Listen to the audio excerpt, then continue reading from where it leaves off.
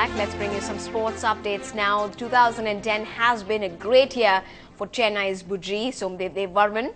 Being the #1 singles Indian player, he won golds at the Asian and the Commonwealth Games. But not only that, he also played a huge role in helping India enter the World Group of Davis Cup by winning his singles match against world-ranked 27 Thomas Bellucci.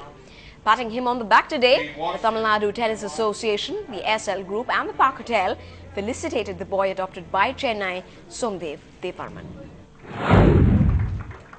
Actually, this year is a very tough field. There's Cilic, there's Berdych, there's Tipsarevic, there's so many top players, and so pretty much everybody is going to be a tough draw. And just looking forward to actually the first match, and hopefully I do well there.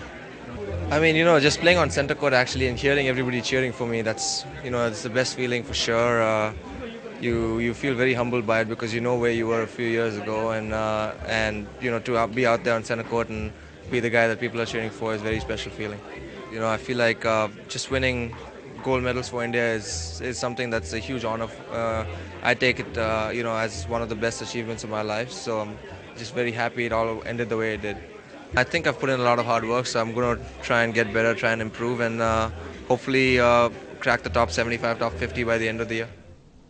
Well, moving on to some cricket news now. Looks like the Ashes Test in Sydney will miss the services of the Australian captain Ricky Ponting in the 5th and the final test due to further damage to his broken finger. Ponting sustained his injury during the 3rd Ashes at Perth and was in doubt for the 4th test as well.